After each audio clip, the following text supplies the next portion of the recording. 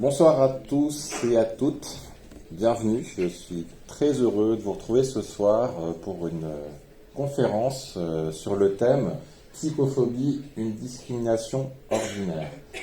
Je remercie déjà l'association Empatex de m'avoir invité et de pouvoir vous présenter ce sujet à la fois aussi connu qu'inconnu et qui nécessite un certain nombre de précisions puisqu'il va concerner le plus souvent chacun d'entre nous à un moment de notre vie et en particulier lorsque on devient professionnel de santé. Alors déjà, je vais me présenter en quelques mots. Je suis le docteur David Masson, je suis psychiatre d'adulte, je suis psychiatre depuis bientôt 20 ans. J'ai fait la fac de médecine à Nancy, diplômé en 2008, et je fais ce métier avec beaucoup de bonheur, qui me passionne toujours autant, et j'espère que je pourrai aussi vous transmettre ce soir la passion de ce métier-là et pourquoi il est important de s'y investir. Je suis responsable d'un service sur le centre psychothérapique de Nancy. Je ne sais pas si vous connaissez le CPN. C'est l'hôpital public du sud de la Meurthe-et-Moselle qui se situe à Laxou, qui est à peu près à 3 km d'ici, où il y a des unités d'hospitalisation de tout le sud de la Meurthe-et-Moselle qui va de Pont-à-Mousson à Lunéville, Badonvillers, Ciré-sur-Vesouse. J'y travaille depuis une quinzaine d'années. Je suis responsable d'un département dit de réhabilitation psychosociale. Ce sont des soins en psychiatrie dont l'objectif est de favoriser la réinsertion des gens atteints de troubles psychiques dans la communauté. C'est quelque chose d'important, c'est quelque chose qui est utile. Et je suis responsable également d'un centre qui s'appelle CURE, dont je vous ai mis le petit acronyme. CURE, c'est l'acronyme de Centre universitaire de remédiation cognitive et rétablissement. La remédiation cognitive, c'est une modalité de soins en psychiatrie qui est une forme de kinésithérapie cérébrale par rapport aux fonctions cognitives qui sont présentes dans pas mal de troubles cognitifs, comme la schizophrénie par exemple. Ce centre-là a pour fonction à la fois d'accueillir des patients, de pouvoir aussi promouvoir la remédiation cognitive et la réhabilitation psychosociale sur l'ensemble de la région Grand Est. Donc c'est pas mal de boulot, mais je veux dire, il y a plein de centres et de techniques de soins qui se développent en psychiatrie et qui aident les gens. Et je crois que c'est le principal lorsqu'on fait ce métier-là, c'est d'aider les gens à pouvoir se rétablir. Et c'est tout à fait possible avec un trouble psychique. Alors, pour revenir sur le sujet de la psychophobie, déjà, ce qui est important, c'est déjà de préciser la définition. Qu'est-ce que la psychophobie? Alors, la psychophobie, c'est pas la peur ou la phobie des troubles psychiques. C'est quelque chose qui définit plutôt un mouvement social, alors qui est apparu en fait de manière assez récente, puisqu'il a été décrit, en tout cas utilisé pour la première fois en 1975, donc il y a un peu plus de 40 ans, bientôt 50 ans, par Judy Chamberlain, qui est une activiste américaine, qui a fait partie pas mal d'associations qu'ils appelaient les survivants de la psychiatrie, qui a été diagnostiquée porteuse de schizophrénie, et malgré la schizophrénie, a réussi quand même à avoir une vie satisfaisante. Il a défendu les droits des personnes atteintes de troubles psychiques et de faire valoir le droit en termes de pouvoir de décision. Elle a donné ce terme de psychophobie, plus exactement de sanisme ou de mentalisme en anglais. Sanisme, c'est un synonyme de psychophobie. Alors qu'est-ce que ça veut dire exactement la psychophobie? Donc, je vous ai mis la définition qui est là. C'est une forme de discrimination et d'oppression auprès de personnes qui ont ou sont censées avoir un trouble psychique. Donc c'est une modalité de reconnaissance sociale, avérée ou non, qui en fait touche toute personne qui est censée avoir un trouble psychique. Quand on dit trouble psychique, c'est très très large. Ça peut être la dépression, ça peut être les troubles bipolaires, ça peut être la schizophrénie, mais ça a largement de large, puisque ça touche les troubles neurodégénératifs ou les troubles du développement, comme l'autisme par exemple, la déficience intellectuelle, le handicap mental de manière générale, voire les bégaiements ou le syndrome de Gilles de la Tourette, etc. Donc on est sur quelque chose d'extrêmement large qui n'est pas du tout catégorisé d'un point de vue sémiologique médical, mais qui est une représentation globale de la folie dans le sens de ce qui est différent, entre guillemets, de la norme. Donc, à la fois oppression et discrimination. Je reviendrai sur la définition de ce que ça veut dire concrètement. On voit déjà qu'il y a un mouvement, entre guillemets, négatif, une représentation négative dans la représentation des troubles psychiques. Alors, on en parle, vous voyez, depuis 1975, donc ça fait plus de 50 ans. La question de savoir est déjà, est-ce que ça existait avant, et puis surtout, est-ce que ça existe toujours? Peut-être que vous avez quelques exemples en tête. En tout cas, je vais vous en donner quelques-uns de manière assez large et assez récente. Exemple. Est-ce que vous regardez Danse avec les stars? Peut-être certains d'entre vous en regardez. En tout cas, dans la saison 2019, à la soirée spéciale Halloween, il y avait une danse qui a été réalisée, un tango exactement, entre la danseuse qui s'appelle Fovoto et le champion paralympique qui s'appelle Sami El Guedari, excusez-moi. Et donc, ce qui était demandé au couple, ce qui a été mis en scène, c'est une scène d'une personne à l'hôpital psychiatrique qui commençait sa danse attachée à une camisole de force, en chambre capitonnée, qui se libérait de sa camisole, qui se retrouvait avec Fovoto qui était en infirmière, et vous remarquerez les délicates taches de sang qu'il y a sur sa tenue, avec des danseurs autour qui avaient le visage masqué et qui se déplaçaient de manière toute bizarre. Donc sur un tango pendant 2 minutes 30, où vous retrouvez tout le folklore en fait autour de la représentation de l'hôpital psychiatrique. La chambre d'isolement, vous retrouvez également les danseuses hagards et qui se déplaçaient bizarrement, donc le sang sur l'uniforme de l'infirmière, la camisole de force, enfin tout y est. Donc c'était le festival des représentations. Et ça a continué au point où, je vous ai cité, peut-être vous connaissez la chanteuse Shine qui faisait partie du jury à ce moment-là, qui dit aux danseurs, je cite, il faut te voir en camisole de force pour te voir libérer ton carcan. L'hôpital psychiatrique te va très bien. Donc c'est dire à quel point de quelque chose de très populaire, de quelque chose qui semble complètement anodin, on est sur de la représentation pure et dure de ce qui semble être l'horreur de l'hôpital psychiatrique, c'est-à-dire un endroit qu'il ne faut surtout pas fréquenter.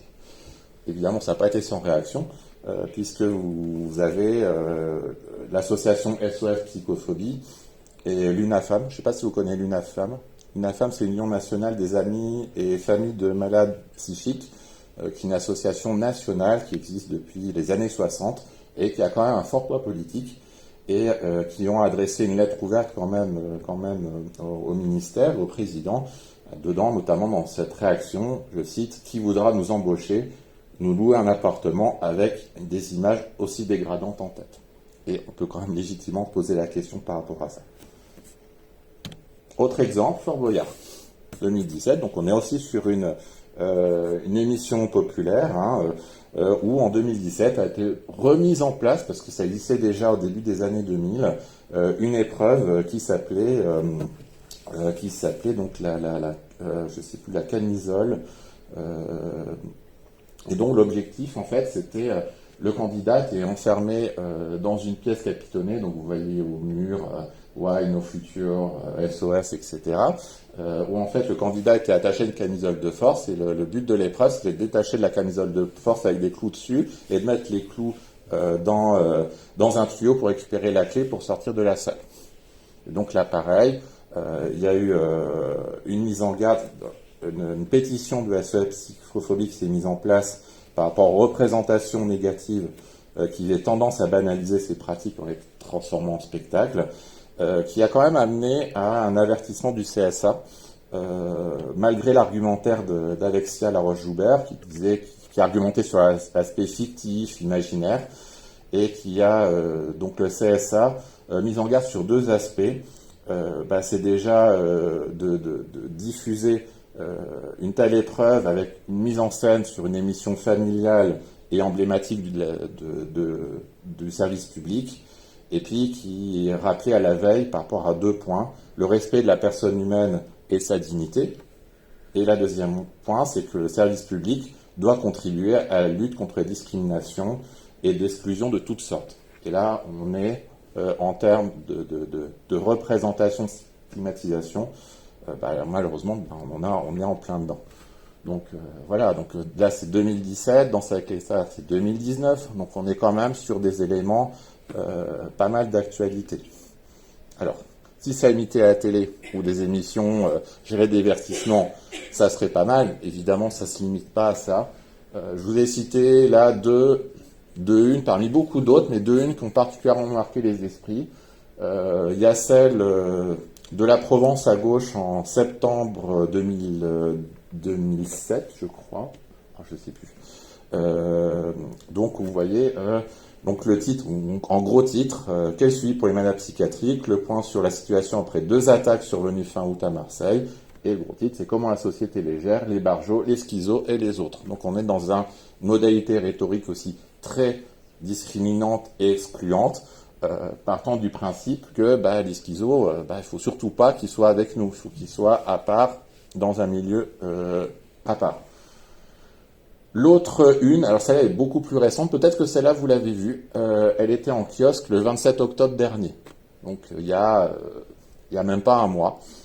Donc une de Marianne qui a été un dossier spécial qui a été réalisé dans les suites du meurtre tragique de la petite Lola et de la meurtrière d'Alia B, dont on suspecte qu'elle puisse avoir éventuellement des troubles psychiques. Alors attention, à l'heure actuelle, c'est des suppositions, il n'y a pas d'expertise, etc. Mais bon, vous avez remarqué, si vous avez suivi les infos, que ça allait vite en conclusion quand même par rapport à ça. Et donc Marianne, dans ce cadre-là, a fait un dossier spécial, alors, avec des éléments intéressants dedans pour l'avoir lu, mais ça c'était la une.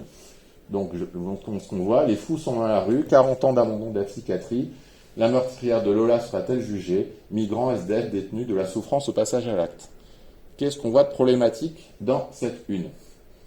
Déjà, si vous regardez derrière l'arrière-fond, on a un joli rouge, un joli noir avec quelqu'un qui semble crier en arrière-fond.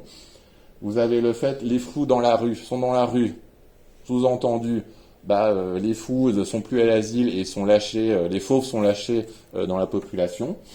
40 ans d'abandon de la psychiatrie fait pas son boulot, ou n'a pas les moyens de le faire plus exactement, et donc les fous sont dans la rue, et en laissant supposer également que des fous étant à la rue, forcément, on allait passer de la souffrance psychique au passage à l'acte, et en rappelant l'aspect assez direct de la dangerosité. Alors, Natacha Polony a été interpellée par rapport à ça, parce qu'évidemment, les associations et les personnes concernées et les professionnels sont montés de concert pour dénoncer la une. Je ne vous cache pas que la réaction a été assez, dédaigneuse, je ne peux pas dire autrement, en disant, en gros, pour une fois qu'on s'intéresse à un sujet qui n'intéresse pas les journalistes, voilà comment vous réagissez, donc restez vous indigner dans votre entre-soi. Donc, ce qui montre quand même le gros décalage entre une quand même qui cherche le sensationnalisme, très clairement, mais en même temps qui n'assume pas, je dirais, le poids de la stigmatisation que ça peut avoir derrière. Alors évidemment, les politiques sont pas en reste. Alors l'UNAFAM a une bonne idée de faire une petite compilation de paroles de nos représentants politiques en vidéo. Une anecdote, tu vas comprendre, c'est quasiment de la schizophrénie. Alain a tout à fait raison, il y a le tueur politique et il y a l'être humain. C'est que nous avons avec Emmanuel Macron un président qui est hésitant sur le plan social, d'accord, qui est contradictoire sur la fiscalité, qui est schizophrène sur la dépense. Parfois, les Français sont aussi un peu schizophréniques dans leur demande, mais il faut aussi parfois le dire. Entre les consommateurs et les salariés, il y a toujours un être schizophrène. C'est celui qui veut aller faire ses courses le dimanche et qui va travailler le dimanche. Je pense qu'il y a des limites à la schizophrénie politique.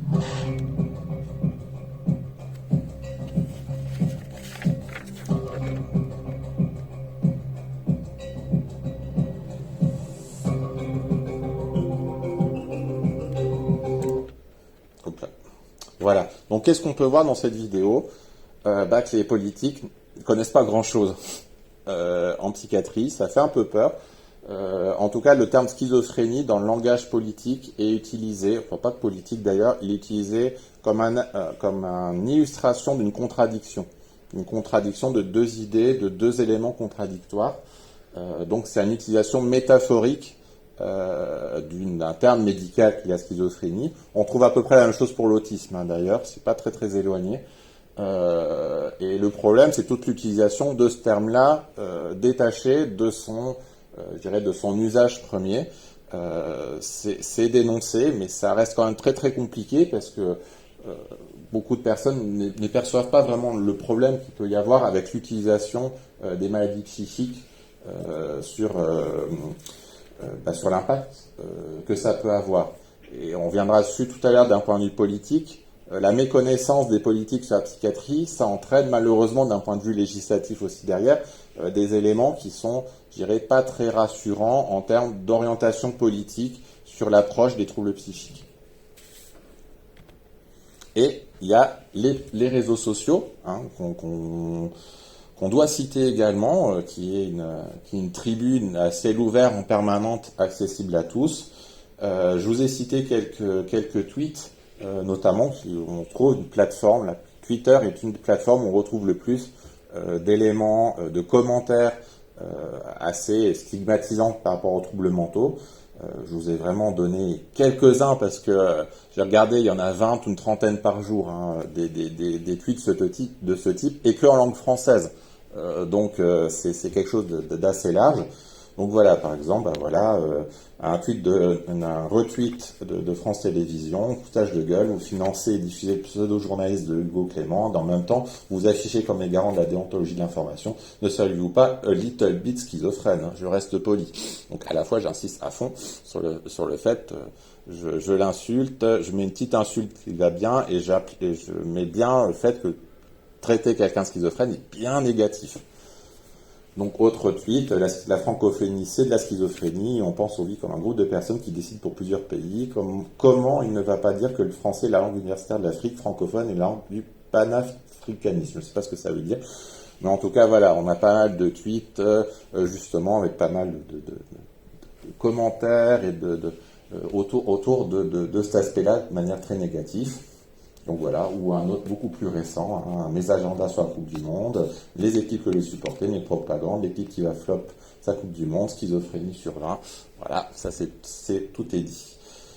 Alors, il y a des études qui ont été faites sur justement l'utilisation des termes psychiques sur les réseaux sociaux. Un article qui a été publié dans Nature, donc quand même un journal important scientifique qui a été publié en février 2022 sur justement l'utilisation stigmatisante du mot schizophrénie sur Twitter, donc avec une grosse analyse de données pour un peu évaluer comment est utilisé ce terme. Et ce qui ressort de cette étude, c'est qu'il y a 50% des tweets stigmatisants liés à la schizophrénie sur Twitter en anglais. Donc 50% de l'utilisation du terme schizophrénie est à visée stigmatisante. Alors, je vous ai parlé de la schizophrénie, mais les autres troubles psychiques sont pas en reste non plus. Alors, quelques exemples, parce que il y en a pas mal d'autres. Donc, vous avez un thread sur la gauche qui commençait par la dépression n'existe pas, et puis après ça partait sur une grande argumentaire sur les antidépresseurs ne soignent pas la dépression a des causes sociales et psychologiques. Pour sortir, il faut changer fondamentalement notre mode de vie, plutôt largement notre société. C'est pas faux en soi, mais c'est pas complètement vrai. Il faut qu'on cesse de placer toute notre confiance et nos espoirs dans des médicaments qui n'ont jamais prouvé leur efficacité et ont pour seul effet un effet placebo. C'est faux. L'entraide mutuelle, la construction d'un projet commun, retrouver le lien avec la nature, ont une efficacité prouvée pour sortir de la dépression. Embrasser les arbres, ça soigne pas la dépression. C'est bien d'aller à l'extérieur, ça fait du bien de voir du vert. Le fait d'aller au contact de la verdure a un effet positif sur la santé mentale, mais vous n'allez pas soigner une dépression juste en allant embrasser des arbres. Donc voilà, il y a des infos qui traînent comme ça sur les réseaux sociaux. Alors vous voyez, le premier tweet, il a dépassé les 1000 likes quand même. Donc ça parle aux gens, ça. C'est très nature, très anti-médicaments, les antidépresseurs c'est pas bien. Il y a beaucoup d'éléments négatifs autour des représentations des médicaments. Faut l'avoir en tête. Vous qui allez être, pour peut-être la plupart d'entre vous médecins, prescrire des antidépresseurs.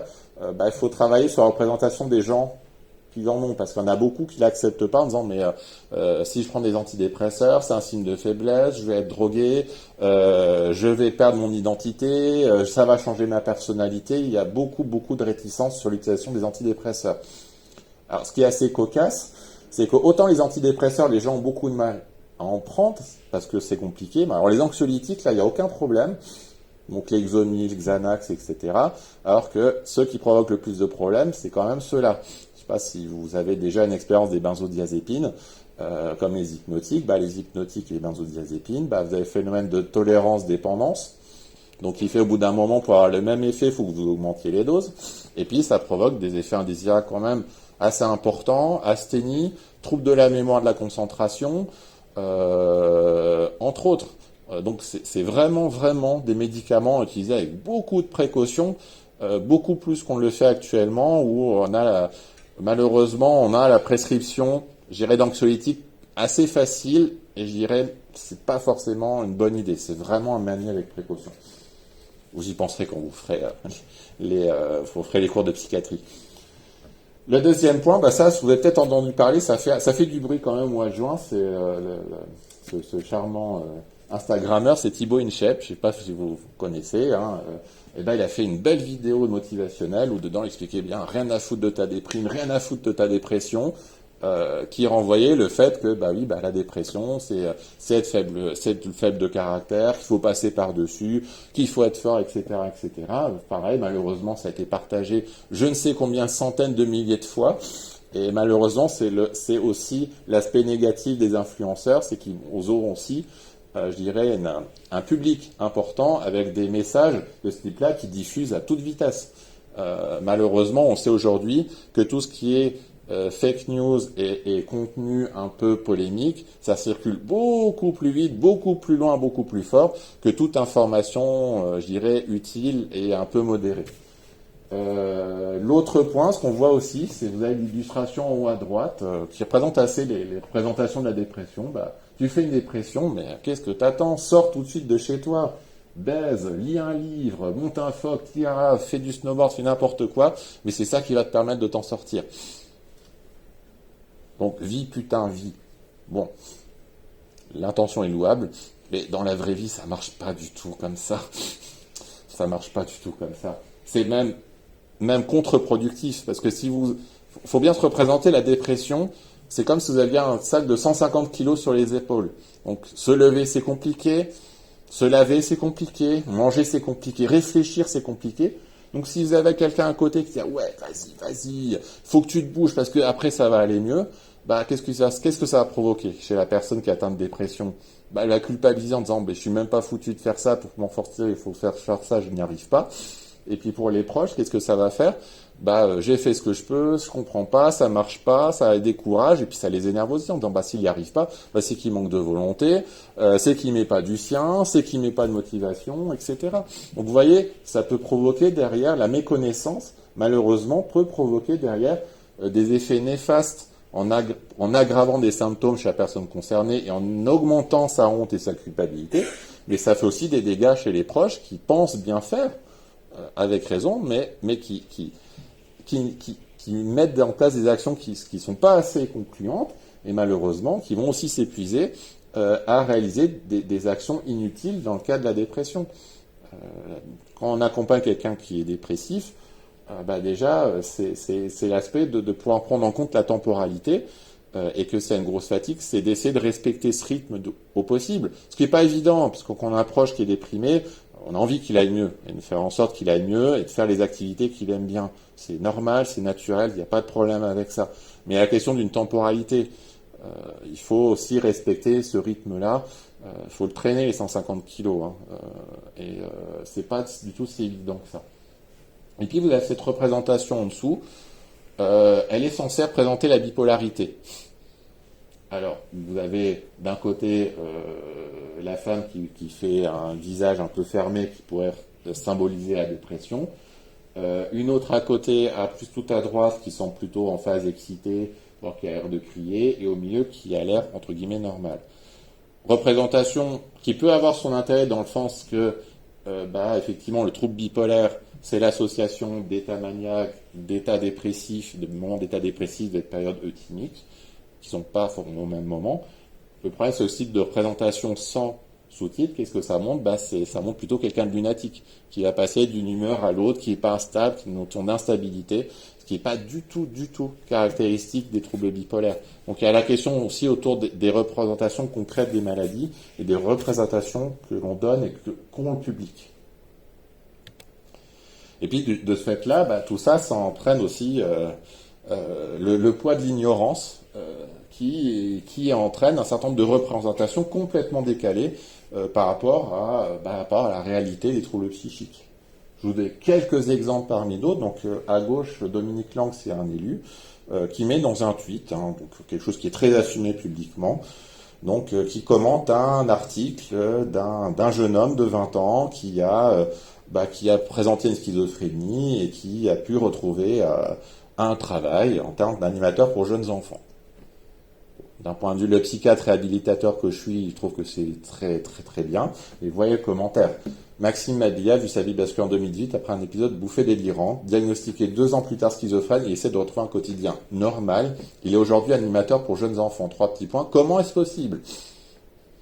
Donc vous voyez derrière la présentation, comment est-ce possible qu'une personne avec une schizophrénie puisse retrouver un quotidien normal? Donc rien que ça, vous voyez déjà le fait qu'une schizophrène ne peut pas vivre en société et qui ne peut pas avoir un quotidien entre guillemets normal. Ou aussi, vous avez d'autres... Ça, c'est un commentaire que j'ai eu à un tweet aussi. Je n'ai pas répondu parce que je ne savais pas quoi dire. Le propre d'un psychopathe pervers narcissique est d'être absolument privé d'empathie. Il s'est bâti une forteresse intérieure contre les émotions qui, s'il y cédait, le ferait tomber dans la schizophrénie. Voir les vidéos de Christine Mortamé sur YouTube à ce sujet. Autant dire les mots, franchement, c'est un ramassis de bêtises qui a l'air comme ça, plutôt une réflexion intéressante, mais bon, concrètement, le concept de psychopathe pervers narcissique, déjà quand on mettait les 3 mots ensemble, généralement, vous pouvez mettre déjà un warning, c'est que, a priori, on ne sait pas de quoi on parle. Quand on parle de forteresse intérieure contre les émotions, et si on cédait, on tombe dans la schizophrénie, vous avez plein d'indices, quand on connaît ça, connaître en psychiatrie, non, ouais, ça on peut passer, c'est pas, ça vaut pas le coup de s'y arrêter. Et puis vous avez d'autres commentaires où vous avez passé de la peur qui est plutôt à gauche à plutôt l'aspect un peu ésotérique, qui interroge et qui fascine aussi. Où là, j'ai toujours dit qu'il y avait un aspect mystique derrière les troubles de personnalité, genre la schizophrénie. Bon, ça commence mal parce que la schizophrénie n'est pas un trouble de personnalité. Bon, qu'importe. Ma pote m'a raconté un truc à son stage et j'avoue que ça m'a fait cogiter. Ces gens te parlent de réincarnation en mode normal, ils te parlent de leur vie antérieure, etc. Ils ont la capacité de percevoir certaines choses du monde subtil. C'est une capacité qui n'est pas donnée à tout le monde et c'est pas plus mal. Imaginez-vous voir des entités dans votre salon, entendre des voix, etc. Donc là, on est plutôt sur le côté fascinant. Waouh, c'est génial, des expériences paranormales, communication avec les morts, etc. Ou là, plutôt, voilà, la personne atteinte de schizophrénie vue comme quelqu'un qui a des pouvoirs, qui est capable de pouvoir, justement, des pouvoirs extraordinaires et qui peuvent entraîner une fascination. Alors, c'est pas sans conséquence, hein.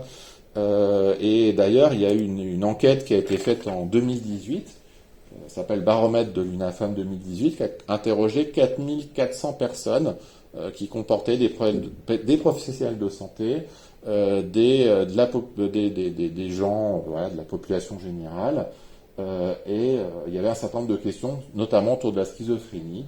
Et sur le panel des personnes interrogées, il y a quand même 83% des Français qui considèrent que la schizophrénie est une maladie dangereuse. C'est-à-dire qu'elle est dangereuse pour les autres.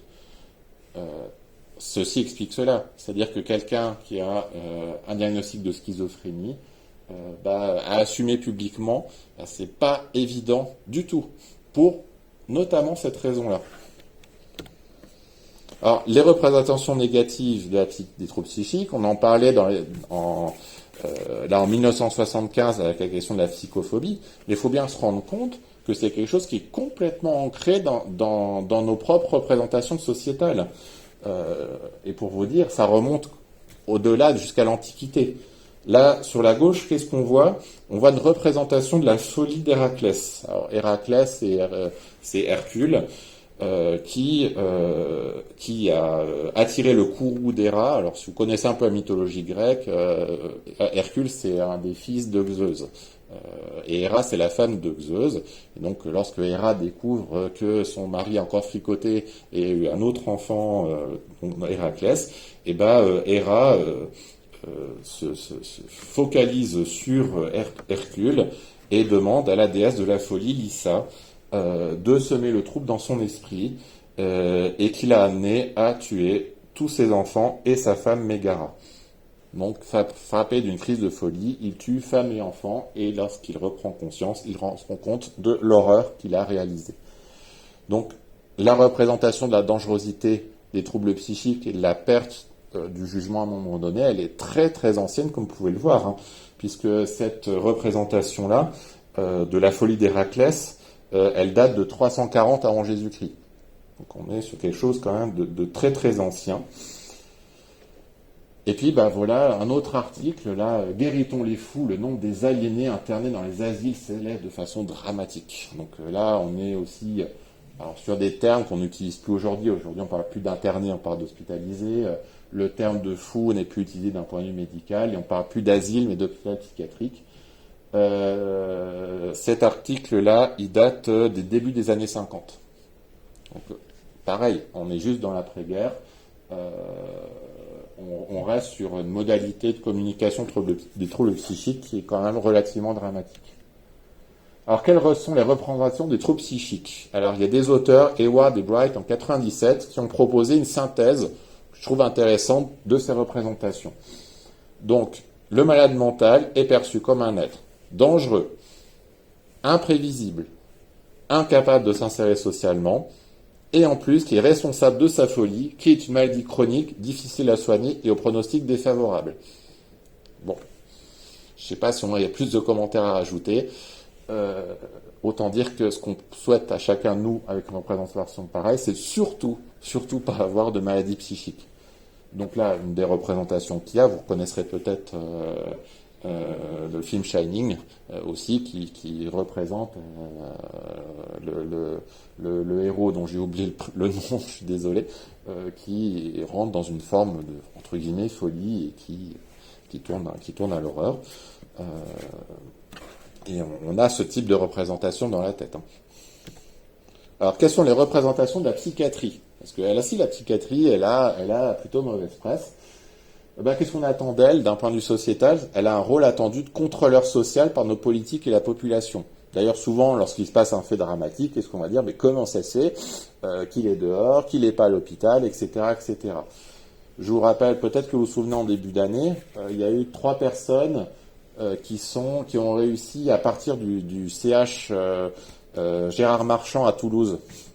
Ça vous dit quelque chose, hein? Il y avait un tueur, il y avait un violeur, et ça avait fait les gros titres des journaux en janvier 2022, où la seule question qu'il y a eu, c'est comment c'est possible que des personnes aussi dangereuses aient pu partir et être dans la rue, et la réponse a été beaucoup de l'aspect sécuritaire. Pour beaucoup aussi, en ce qui est de maladie psychique, la place d'un malade psychique, c'est où? C'est à l'asile. Donc souvent, ce qui est attendu de la psychiatrie, c'est de donner des soins, surtout en milieu asilaire. Qui dit asile dit exclusion. L'asile, c'est représenté comme un milieu fermé, comme un milieu isolé de la société, en marge de la société. Autre élément qui décharge, une représentation négative de la psychiatrie, c'est la question des médicaments. Les antipsychotiques, les antidépresseurs, j'en ai parlé, elles ont plutôt mauvaise presse et elles sont vues aussi comme des médicaments sédatifs qui transforment les gens en zombies, qui les rendent dépendants, etc. C'est pas simple de faire accepter à un patient de prendre des psychotropes aussi pour ces questions de représentation.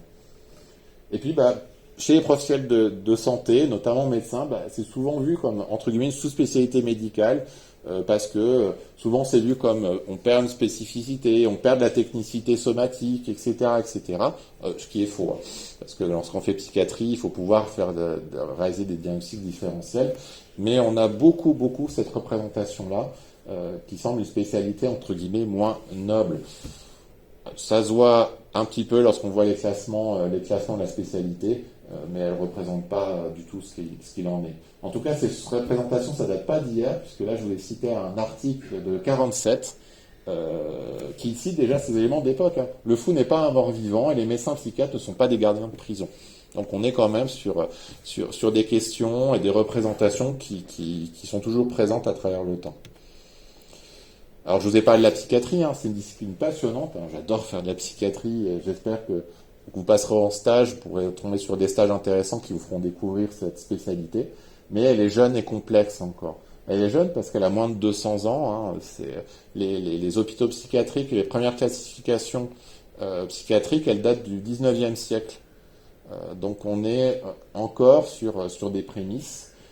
Les maladies, elles sont mal connues encore, on ne connaît pas tous les mécanismes, elles sont difficiles à expliquer. Il y a pas mal d'hypothèses d'éléments organiques autour des symptômes, notamment en termes de fonctionnement cérébral ou d'implication génétique ou épigénétique. Mais pour le moment, il n'y a pas, par exemple, de gène de la schizophrénie. On hérite d'une vulnérabilité à schizophrénique, une association génétique qui va s'exprimer ou pas par rapport à la rencontre de facteurs de risque, exemple le cannabis. Les diagnostics en psychiatrie, ils sont uniquement cliniques, c'est-à-dire qu'ils sont sur l'observation et le recueil de symptômes. Symptômes, en fait, on a des classifications, classification internationale des maladies mentales, c'est le DSM-5, Diagnostical and Statistical Manual of Psychiatry, 5e édition, qui date de 2013, qui est une classification anglo-saxonne, mais qui est utilisée partout dans le monde. Le DSM-5 est surtout catégoriel, c'est-à-dire qu'il va décrire les symptômes qu'on va retrouver pour faire un diagnostic, mais elle ne donne pas les mécanismes sous-jacents. Mais le gros avantage, c'est qu'au moins, elle permet qu'on ait un langage universel commun, c'est-à-dire une dépression selon DSM-5 en France, et ben c'est la même critère diagnostique qu'une dépression aux États-Unis avec ces critères-là. Il n'y a pas cette notion de subjectivité symptomatique. Le problème aussi, c'est qu'actuellement, on n'a pas d'examen complémentaire, que ce soit biologique, sanguin et d'imagerie, qui vont caractériser les troubles psychiques. Ça va surtout être des modalités d'élimination de diagnostics différentiels, c'est-à-dire d'éliminer la prise de toxiques, par exemple, ou de maladies organiques de type hypothyroïdie dans le cadre de la dépression, ou de tumeurs cérébrales ou de pathologies neurologiques dans le cadre de la schizophrénie. Et c'est une discipline qui est donc à la frontière de la médecine, mais aussi de la philosophie, des sciences humaines et sociales. Son exercice présente également une dimension politique, parce que la notion de la gestion du normal, du pathologique, va être très très dépendante de la société dans laquelle on est. Je vous donne un exemple. L'homosexualité faisait encore partie des classifications des troubles mentaux jusqu'en 1992. Donc c'est assez récent, de manière assez récente, que c'est sorti complètement des classifications des troubles psychiques. De ce fait-là, qu'est-ce que ça entraîne d'un point de représentation globale? De l'incompréhension, une grosse part d'inconnu quand même, au niveau, à la fois au niveau clinique et puis au niveau étiologique, explicatif. Et l'inconnu, qu'est-ce que ça provoque chez chacun de nous? Ça va provoquer souvent de manière un peu effrayante, on ne sent pas très à l'aise. Et ce qui va générer ça peut générer de la peur et du rejet. Donc les maladies psychiques, de cette là, d'ensemble de points encore relativement méconnus, génèrent ceci. Quelques éléments autour on a parlé des stéréotypes, mais à quoi ça sert les stéréotypes? Est-ce que c'est utile ou pas? Oui, ça sert à quelque chose et c'est pas pour rien que ça existe. Alors là, je vous ai mis en haut à droite, c'est une représentation de caricature de fonctionnaire, par exemple. Voilà, au boulot, je vois pas le temps passer, mais par contre, qu'est-ce que je l'entends? Tic-tac, il n'y a rien à faire. Évidemment, c'est pas représentatif de la réalité, mais l'idée, c'est de dire, on a tous des représentations, des prêts-à-penser sur un ensemble de domaines. On a tous des représentations sur les policiers, sur les enseignants, sur les médecins, sur les infirmières, sur les psychiatres, etc., qui sont plus ou moins déformés, caricaturés, en fonction de la connaissance que l'on a de telle ou telle discipline. Et donc ça a plusieurs fonctions. Il y a une fonction cognitive qui est un prêt-à-penser. C'est très facile d'un point de vue cognitif, ça économise de l'énergie, ça permet de faire des raisonnements rapides, ça permet de simplifier. La psychiatrisation est très pratique parce qu'elle permet de rejeter ce qui est mal, ce qui est bizarre, et de ce qui est curieux et de ce qu'on ne comprend pas à part. Et puis ça permet aussi d'expliquer l'inconnu, de donner un sens facile aux événements qui se passent. Ça, on l'a vu beaucoup ces 2 dernières années avec la crise Covid, où une des aspects des théories du complot, qu'est-ce que c'est ? C'est pouvoir donner un sens simple à une situation complexe. Et donner un sens à une situation, ça permet de rassurer, ça redonne un sentiment de contrôle. Les stéréotypes aussi ont une fonction sociale, puisque elle permet d'appartenir à un groupe qui partage les mêmes croyances, qui partage les mêmes représentations, et de mettre en question les représentations, c'est le risque de sortir du groupe social auquel on appartient. Et puis il y a la fonction identitaire aussi derrière. La fonction identitaire, c'est-à-dire les représentations qu'on a des choses, elles vont déterminer aussi la manière dont on perçoit le monde. Et de remettre en question des croyances solides que l'on a, c'est pas évident. Parce que ça rentre en dissonance avec des convictions et ça peut mettre en inconfort. Et ça, c'est pas du tout facile à faire. Par rapport recentrons sur la psychophobie. Quelles sont les conséquences concrètes ? Parce que là, je vous ai donné quelques exemples, mais dans les faits, c'est pas juste de la dénonciation de quelque chose qui a l'air complètement injuste, ça a malheureusement des répercussions concrètes. Donc la stigmatisation, c'est un phénomène qui consiste à considérer le fait d'avoir un trouble psychique comme dévalorisant, dégradant, négatif et déshumanisant. Ce que ça entraîne, ça entraîne une souffrance supplémentaire pour la personne concernée. Déjà, il y a un trouble psychique, imaginons une dépression, et en plus, prend par-dessus, ouais, t'es pas motivé, tu mets pas du tien, t'y arrives pas, tu devrais retourner bosser, etc. Vous rajoutez une couche de souffrance sur la souffrance. Donc, vous imaginez les dégâts que ça peut entraîner, et souvent, la couche de souffrance ajoutée, elle est plus grande que la souffrance même de la maladie psychique. L'autre problème aussi, qu'on retrouve beaucoup, c'est une possible attribution à soi des représentations négatives des troubles psychiques. Et ça s'appelle l'autostigmatisation. Oui, si je suis déprimé, ça veut peut-être dire que je suis paresseux, que ça démontre bien que j'ai pas d'énergie, que j'ai pas de motivation, que j'y arriverai pas, la preuve, j'arrive pas à me bouger, etc. Et c'est pas rien l'autostigmatisation, parce que ça concerne quand même 31% des personnes avec troubles psychiques. C'est énorme. Et ça a un impact direct en termes de possibilité de rétablissement, parce que ça va être des freins. Si vous pensez par exemple d'une dépression, de toute façon, ça sert à rien, vous n'allez pas vous en sortir, vous n'allez pas consulter. Vous n'allez pas chercher de l'aide si vous considérez que de toute façon, il n'y a rien à faire et que c'est comme ça. Et ça, c'est quelque chose qui est important d'avoir en tête lorsqu'on interroge les patients, c'est comment ils se voient, comment ils voient la maladie, et est-ce qu'ils pensent que ça peut aller mieux. Et puis, un signe identifié de faiblesse dont je vous ai parlé auparavant. Et de ce fait-là, ces stigmatisations, ça a un impact en termes de discrimination, qui font partie du titre de la conférence. Qu'est-ce que c'est la discrimination ? En fait, ça correspond à l'action, c'est-à-dire quel traitement est donné aux personnes atteintes de troubles psychiques. Qu'est-ce qu'on voit ? Difficulté à l'accès au logement, difficulté d'accès à l'emploi, difficulté d'accès aux loisirs, aux soins, etc. Et c'est donc des actions mises en place de mise à l'écart. Donc la discrimination, c'est les actions mises en place en rapport avec la stigmatisation.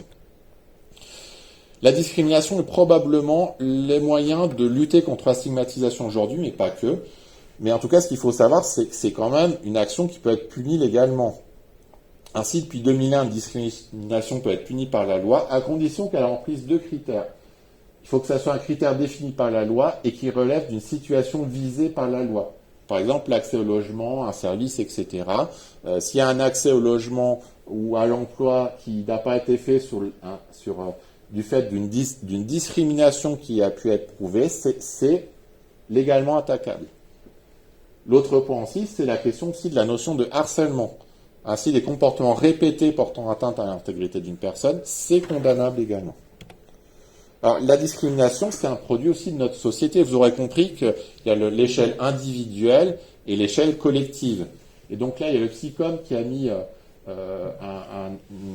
une iconographie intéressante sur justement l'iceberg des discriminations, qui distingue la discrimination institutionnelle, c'est-à-dire qui dans l'organisation même de nos institutions, qui rend difficile l'accès à des services aux personnes atteintes de handicap, par exemple. Par exemple, c'est l'accès aux soins. Par exemple, l'accès, c'est un des aspects qui est en jeu dans les possibilités qu'il accueille au fauteuil roulant, par exemple. Ça c'est typiquement la lutte contre la discrimination institutionnelle. Mais on peut parler aussi de la scolarité, des personnes, des jeunes qui ont une reconnaissance de handicap et qui ont besoin d'une auxiliaire scolaire. C'est l'accès à pouvoir avoir une auxiliaire scolaire de manière concrète pour pouvoir avoir accès à l'école.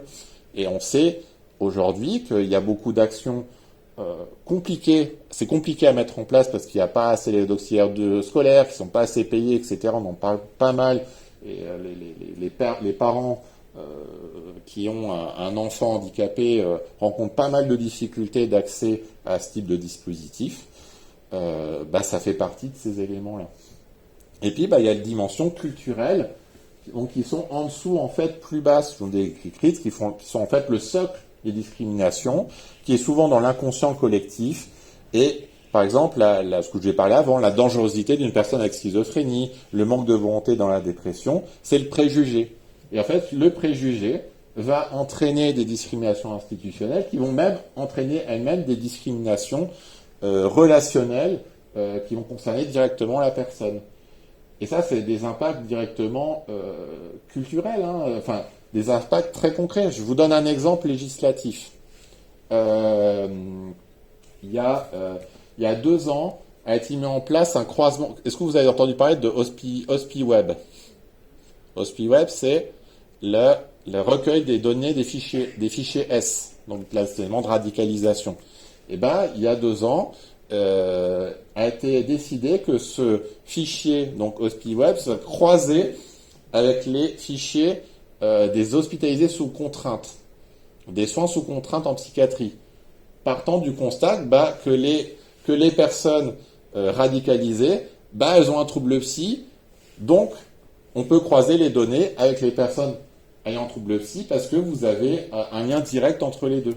Donc là, on est sur l'aspect culturel. Ça va entraîner d'un point de vue institutionnel au niveau de la préfecture un croisement des données entre le fichier S et les hospitalisations sous contrainte. Et d'un point de vue personne en elle-même, vous imaginez bien quelqu'un qui est hospitalisé pour un problème de santé, ça peut être une décompensation psychotique banale, c'est les fichiers S. Vous imaginez bien que le préfet, pour lever la mesure, ça ne va pas se faire comme ça. Et il y en a pas mal de mesures, malheureusement, qui ne sont pas levées, parce que vous avez des éléments antérieurs qui font, notamment au niveau institutionnel et culturel, qui font que le préfet ne va pas prendre le risque d'eux parce que les personnes atteintes de troubles psychiques sont dangereuses. Et vous avez pas mal, malheureusement, de situations un petit peu de blocage par rapport à ça. Et ce qui est assez dramatique, c'est des discours qui sont tenus quand même par nos politiques. Sans faire de la politique, c'est l'argumentaire de Gérard Darmanin, il y a 2 ans, sur la mise en place de ce croisement. Donc, quand on est professionnel de la psychiatrie, ça fait sauter au plafond en disant, mais s'il dit ça, mais concrètement, il connaît absolument rien. Et il n'a pas du tout consulté les professionnels, les gens qui ont une expertise sur la question. Alors, la schizophrénie et la stigmatisation, on en a parlé, mais c'est un effet quand même démontré. Puisque là, je vous donne une thèse d'un collègue psychiatre, Nicolas Rintaud, 2017 à Montpellier.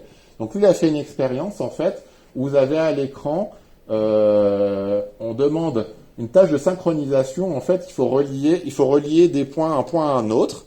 Donc ce que la personne, elle voit à l'écran, c'est qu'il faut suivre le mouvement d'un trajet déjà enregistré. Donc il fallait d'un point à l'autre. La personne, elle voit ça, il faut qu'elle reproduise le chemin, en fait. OK?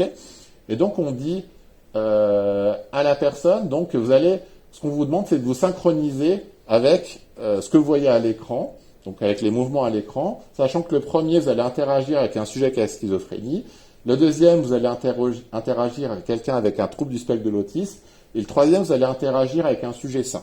Ça, c'est la consigne. Et en réalité, en fait, les trois tâches à synchroniser, en fait, c'est des tâches exactement identiques.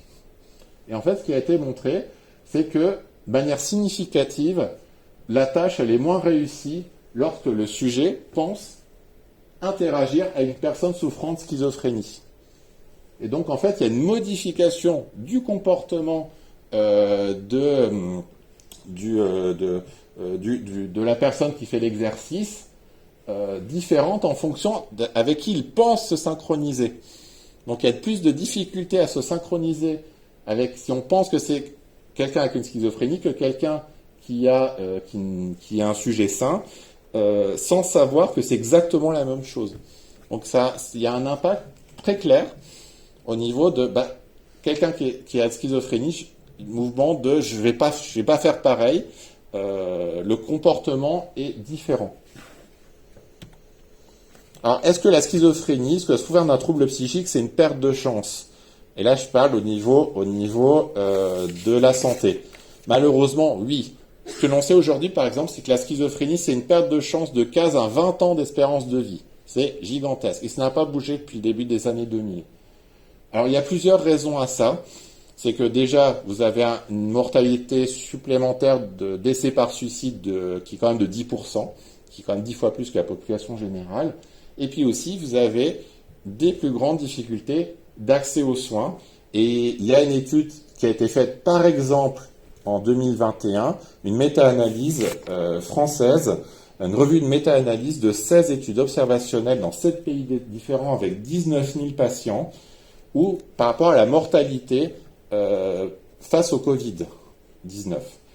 Et ce qui a été montré, c'est que les patients avec un trouble psychique, en particulier lorsqu'ils sont atteints de schizophrénie, ont un risque significatif de mortalité par rapport à la population générale. Quelles sont les hypothèses de cette conclusion? La première hypothèse, c'est que les personnes atteintes de schizophrénie ont une dysrégularité immunitaire, c'est-à-dire un déficit de réponse immunitaire possible des lymphocytes T et une perturbation des cytokines pro-inflammatoires. Mais ce n'est pas la seule hypothèse. La deuxième hypothèse, c'est qu'être atteint de schizophrénie entraîne des délais allongés de prise en charge, de difficultés d'accès aux soins, notamment en réanimation. Dans le choix d'entrer en réanimation, le fait d'être atteint de schizophrénie, un trouble psychique, c'est un facteur de risque de ne pas y accéder par rapport à quelqu'un qui n'est pas atteint de trouble psychique. Et puis le deuxième point aussi qui a entraîné une submortalité de décès, c'est que les personnes atteintes de Covid qui étaient atteintes de schizophrénie, ils restaient en hôpitaux psychiatriques. Le problème des hôpitaux psychiatriques, c'est qu'ils sont très très très peu équipés en matériel de soins somatiques, et donc vous avez une perte de chance de manière générale. Autre exemple, c'est le problématique de l'intrication de troubles, de symptômes psychiques avec d'autres maladies. Là, je vous ai donné l'exemple de l'embolie pulmonaire, que vous connaissez. L'embolie pulmonaire, quels sont les signes cliniques? C'est le fait d'avoir une douleur thoracique, d'avoir une sensation de gêne respiratoire, et une sensation d'angoisse qui peut aller jusqu'à un niveau d'intensité, jusqu'à quand même l'attaque de panique. Jusque-là, ça va. Le problème, c'est que si vous avez quelqu'un qui arrive aux urgences, qui dit qu'il est très angoissé, et que vous voyez dans son dossier qu'il y a des antécédents de troubles anxieux, qu'est-ce que vous allez penser en premier? Vous allez penser assez naturellement que le problème, c'est pas un problème physique, c'est il est en train de il est en train de faire une crise d'angoisse. Ce qui est souvent le cas, c'est pas la question. Mais le problème, c'est que vous risquez de passer à côté d'un autre problème parce que vous allez partir du principe que on est sur l'expression d'un trouble psychique. Et ça, c'est pas si rare que ça arrive. Ça m'est arrivé quand j'ai commencé mon internat. Je vous donne l'exemple. C'est une patiente qui a adressé en hospice parce qu'elle avait fait une attaque de panique. Alors, l'attaque de panique, c'est la crise d'angoisse plus. C'est l'intensité de l'angoisse entre 7 à 8 sur 10 quand même. Avec des douleurs, ça fait constriction thoracique, douleur abdominale, c'est une sensation de mort imminente, c'est très très désagréable. Je ne sais pas s'il y en a d'entre vous qui l'ont déjà fait, mais c'est quand même l'horreur. Et donc, elle a été adressée en hospice en psychiatrie, parce qu'elle avait fait plusieurs attaques de panique sur les 4 derniers jours. Et puis là, en fait, je la reçois, et puis elle commence à dire, je suis très fatiguée parce que elle a fait une interruption, une IVG 3 semaines avant. Ah. Et puis j'ai mal aux jambes, etc. J'arrive plus à marcher depuis quelques jours. Et puis quand on commence à les regarder, je dis je peux regarder vos jambes. Et puis là, oui, il y avait les mollets durs, chauds, rouges.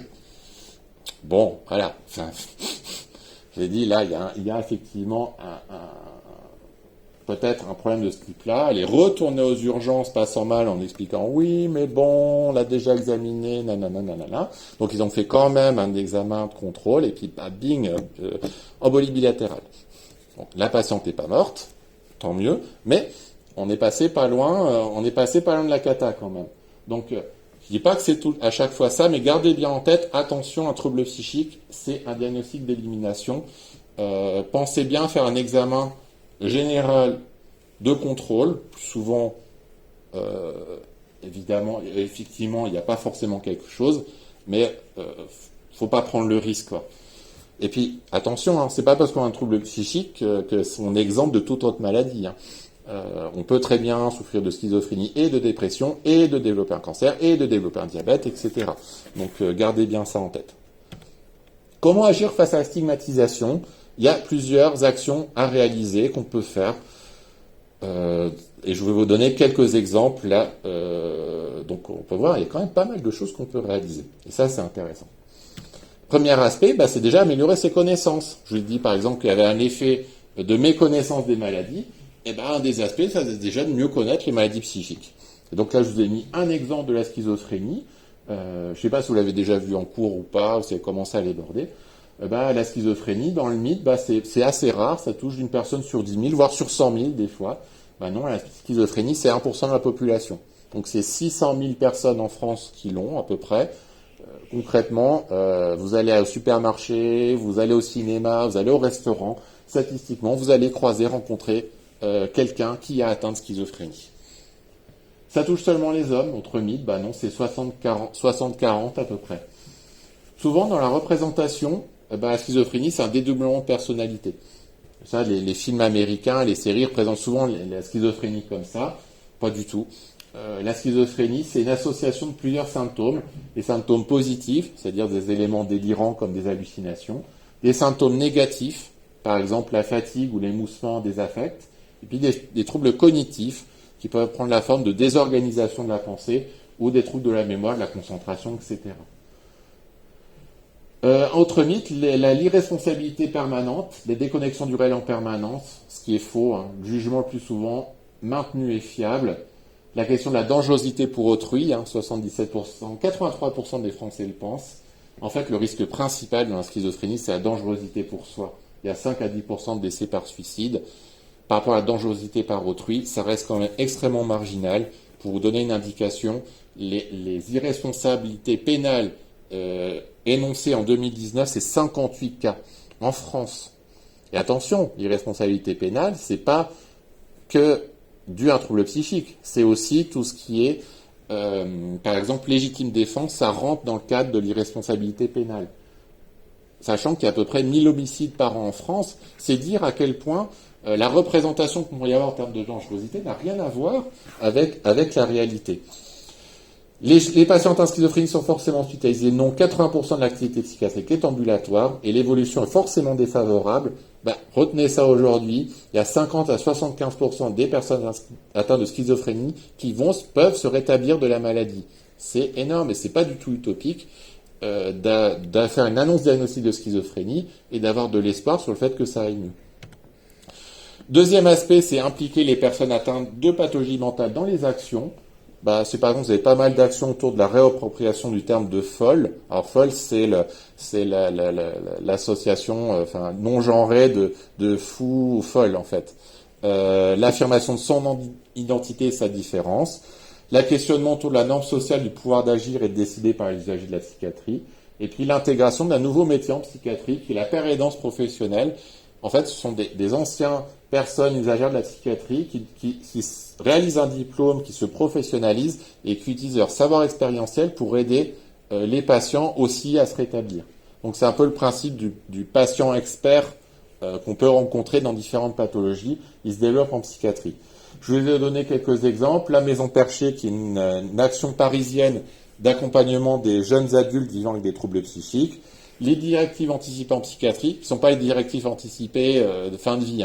Directives anticipées en psychiatrie, c'est la possibilité de pouvoir exprimer un certain nombre de volontés hors période, hors crise, pour pouvoir agir au mieux pendant la crise. Par exemple, au niveau des médicaments, si la personne elle a un animal de compagnie qui sait qu'il faut appeler pour garder le chat, quelles sont la personne de confiance, tout ce qui est des moments, possibilité de préparer en amont pour que la gestion de l'urgence se fasse avec les souhaits de la personne.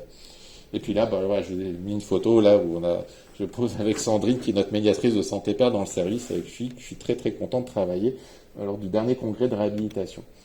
Agir sur une population cible, ça peut être des conférences spécifiques comme on fait aujourd'hui, mais c'est d'autres actions ciblées, par exemple l'action des premiers secours en santé mentale, qui se développe sur le même principe des premiers secours de manière générale, qui implique la formation à des gestes de gestion des troubles psychiques simples comme de l'anxiété et surtout de pouvoir solliciter les ressources nécessaires si besoin.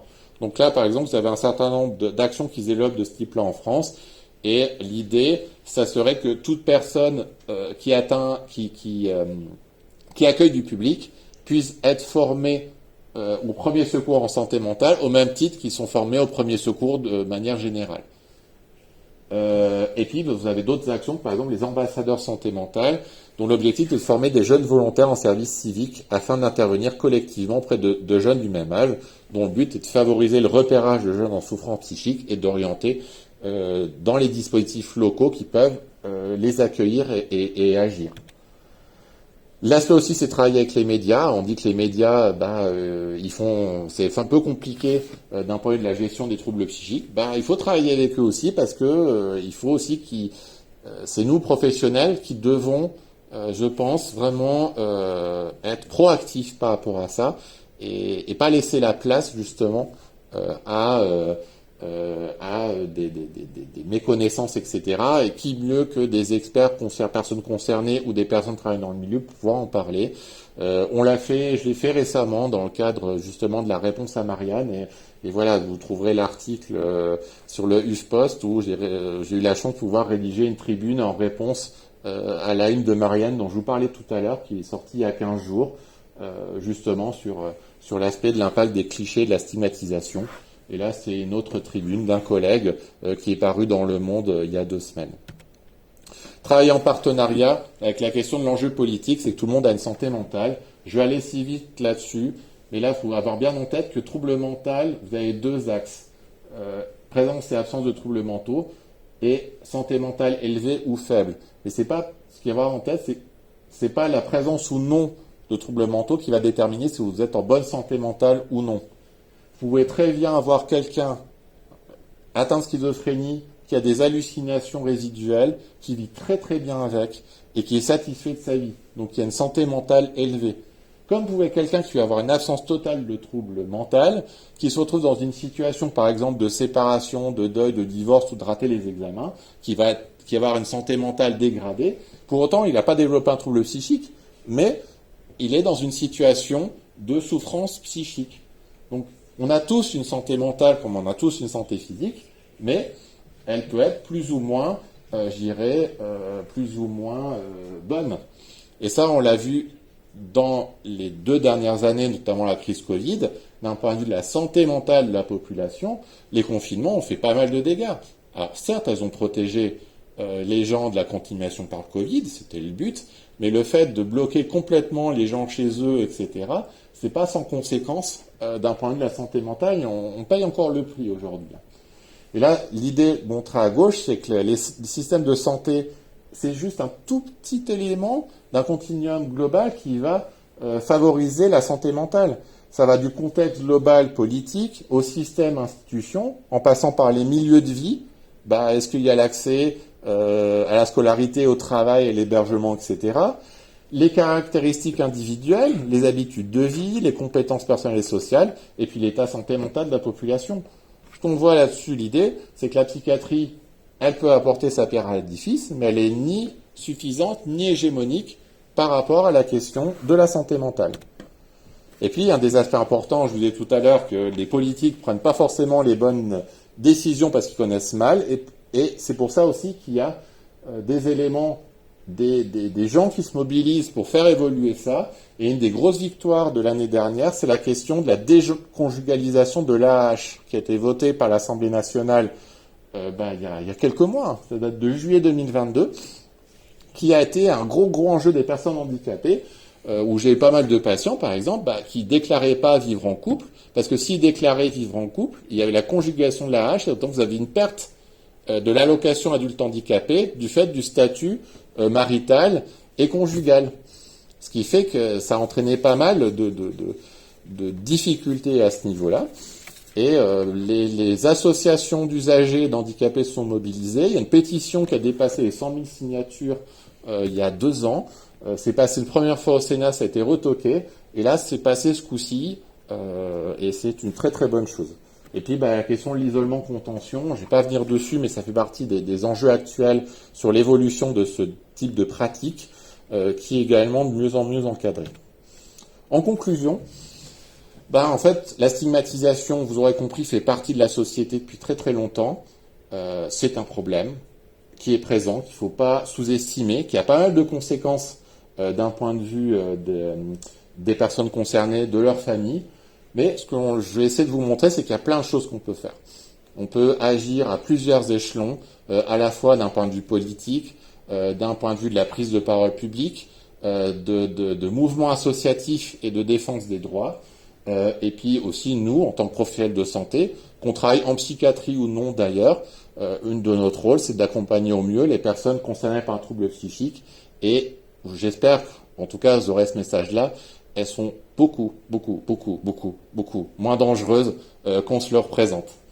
Le rétablissement en santé mentale, c'est le nouveau paradigme en psychiatrie. C'est pas une utopie. Il y a plein de choses qui peuvent être faites pour que les gens puissent s'insérer et ça fonctionne bien. Et c'est quelque chose que je défends beaucoup et qui fait que je me passionne aussi pour cette discipline-là. C'est qu'il y a vraiment une large panel d'actions sanitaires à réaliser. Et puis, je ne peux que vous mettre le hashtag choisir psychiatrie. Évidemment, c'est le bon choix pour demain. Vous saurez jamais, vous aurez toujours un travail. Vous pourrez travailler partout en France. Vous allez pouvoir aider plein de gens si vous le faites, et vous allez pouvoir continuer à faire de la médecine. C'est important aussi de le dire. Et travailler en collaboration avec vos collègues. C'est un choix quand les gens font, ils ne regrettent pas. Et d'ailleurs, je pense à une iconographie que j'avais vue en 2017. Où la spécialité où les gens sont le plus contents de travailler, c'est en psychiatrie. Donc là, je vous mets quelques références qui sont utiles. Vous avez le podcast Les mots bleus qui est sur toutes les applications, notamment YouTube, Spotify, etc. Où vous avez des témoignages de personnes atteintes de troubles psychiques qui durent environ, chaque témoignage environ 50 minutes à 1 heure. Et qui donne un témoignage personnel avec beaucoup d'espoir, beaucoup de problématiques. Alors on parle d'alcoolisme, de troubles de stress post-traumatique, de dépression, d'anorexie, etc. Mais ça permet de mieux comprendre ces pathologies vues par les personnes concernées. Le psychom, qui m'ont donné pas mal d'éléments illustratifs de cette conférence de ce soir. Réhabilitation psychosociale, c'est tout ce qui est autour des soins orientés rétablissement en psychiatrie, qui ont un site mis à jour. Puis j'ai publié un livre l'année dernière sur justement la réhabilitation psychosociale, un petit bouquin de 96 pages avec le professeur Nicolas Franck, qui est le référent national sur cette question-là, dont l'objectif était de présenter sur un format court, accessible à tout le monde et assez simple, les soins de porteurs d'espoir qui sont la réhabilitation psychosociale. Et si vous voulez garder le contact, je vous ai mis mes références de pages psychosociaux. Je sais qu'il y a certains qui suivent sur Twitter. Je vais essayer d'être assez actif pour essayer de donner pas mal d'infos. Puis l'aspect justement de prise de parole publique sur ces questions-là qui me paraissent essentielles. Hein. C'est une goutte d'eau dans l'océan, mais s'il y a plein de gouttes d'eau, je suis persuadé que ça peut faire avancer les choses. En tout cas, merci à tous d'être venus ce soir. Ça m'a fait plaisir que vous soyez attentifs jusqu'au bout. On se donne quelques minutes de questions. Ça a été plus long que prévu, j'en suis désolé. Et merci de votre attention.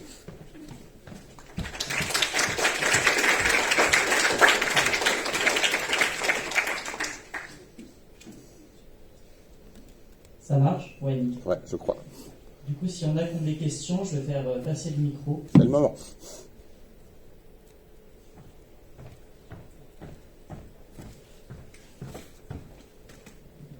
Moi, j'avais une petite question. Qu'est-ce qu'il faut dire à un patient qui a un trouble psychique et qui n'ose pas en parler, par exemple, à son médecin généraliste? Est-ce que c'est important qu'il en parle? Est-ce que c'est son choix d'en parler ou pas? Ou est-ce que ça a une incidence particulière sur les soins? Alors, c'est très personnel comme question. Il n'y a pas un protocole tout fait. Je crois qu'il y a déjà un aspect, c'est que est-ce qu'il en parle déjà qu'il a un trouble psychique ou pas, bah, c'est déjà de le valider, le fait de le recevoir et de pas être, de s'assurer qu'on est présent avec lui. Déjà, c'est une première aspect, c'est l'aspect soutien personnel qu'on peut amener. Le deuxième aspect, je dirais, c'est de présenter ce que peut amener le fait d'aller consulter. Les médicaments, c'est possible, mais il n'y a pas que ça. Des fois, on a besoin aussi d'un soutien extérieur pour mieux comprendre ce qui nous arrive. C'est compliqué de faire ce travail sur soi-même. On peut tous avoir besoin d'un regard extérieur, notamment d'un point de vue psychothérapie, pour pouvoir avancer. C'est un temps donné, et il n'y a pas de jugement à avoir. Et que la personne va garder le choix sur ce qui est possible ou pas, mais qu'il puisse ouvrir les champs des possibles. Alors des fois, ça prend un petit peu de temps, mais ça vaut le coup de revenir dessus, je dirais, avec prudence. Mais pour autant, je pense qu'il faut savoir aussi revenir dessus et être un petit peu persévérant. Et si la personne elle a peur, parce que par exemple elle a un diagnostic, elle a peur d'en parler à son médecin, parce qu'il a peur que toutes les pathologies qu'il peut présenter se soient toujours remis sur sa pathologie psychiatrique. C'est le risque, effectivement. C'est ce que je disais d'ailleurs dans le propos. Je pense aussi qu'il faut... Alors ça m'est arrivé avec une personne comme ça qui m'avait sollicité en disant j'ose pas parler à mon médecin que j'ai telle ou telle chose, qui avait pensé que c'était tel ou tel problème. Je dis non, mais je pense c'est important d'en parler.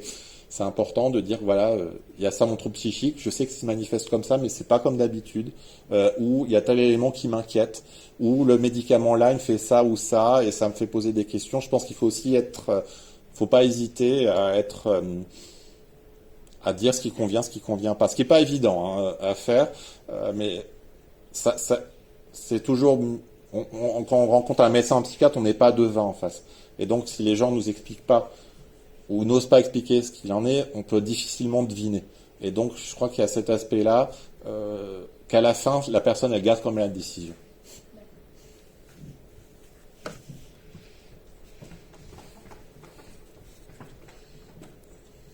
J'avais une question.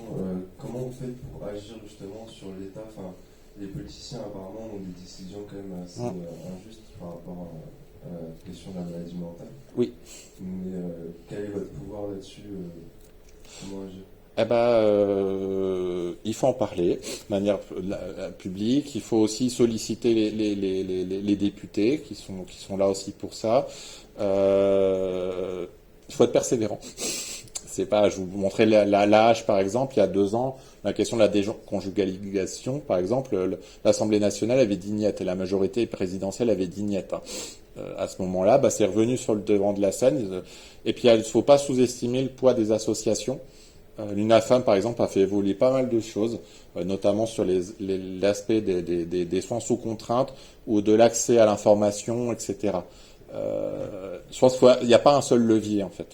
Il y en a plein qui sont possibles. Il faut savoir que les politiques, que ce soit au niveau du gouvernement ou des institutions de manière générale, ce sont des grosses structures relativement lentes et qui ont une vision souvent à court-termiste. Par exemple, pour le Covid, ils vont débloquer je ne sais pas combien de millions d'euros pour embaucher des médecins, je dis n'importe quoi, mais bon, encore faut-il, c'est gentil de débloquer 500 000 euros, mais encore faut-il qu'il y ait des médecins en face pour pouvoir le faire. Et je crois qu'il ne faut pas perdre ça de vue aussi. Alors je crois aussi que c'est une question d'engagement aussi derrière, à plusieurs niveaux, avec plusieurs leviers. Ça se fait pas tout seul. Voilà. J'avais aussi une deuxième question, c'est quand on a une personne en face qui a des stigmas par rapport à justement un stéréotype. Ouais. Comment faire pour la convaincre les sources à consulter et pour pas qu'elle se renferme justement, qu'elle soit dans le déni par rapport à c'est la bataille du je veux gagner, je veux avoir raison. Dans ce cas-là, ce qui est une approche intéressante, déjà je peux la faire assez facilement en disant, par exemple, je suis médecin et puis c'est sur mon métier, je connais un petit peu. Et puis il y a aussi l'aspect, il y a telle ressource, telle chose que tu peux lire, tu peux lire, on peut parler après, ou il y a tel élément là, qu'est-ce que t'en penses, est-ce que tu es d'accord, oui ou non. Faut pas sous-estimer l'aspect, je vous l'ai dit là, la fonction sociale et la fonction identitaire. C'est pas si simple à mettre en doute. C'est pas une question d'intelligence, c'est pas une question d'incompréhension, c'est beaucoup plus complexe que ça. C'est un peu le même mécanisme de changer d'avis alors qui n'a rien à voir, mais quand même, quand on est fumeur, qu'on décide d'arrêter de fumer, c'est pas du jour au lendemain. Il y a un ensemble d'éléments qui se mettent en place d'un point de vue cognitif, social et identitaire, où on change de statut. C'est un peu la même chose. Merci. Il y a d'autres questions?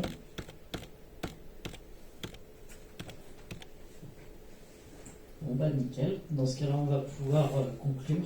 Oui. Parce que faut que tout le monde soit sorti d'ici moins de 10 minutes et qu'il faut qu'on ait le temps de refaire un petit passage, voir s'il y a rien qui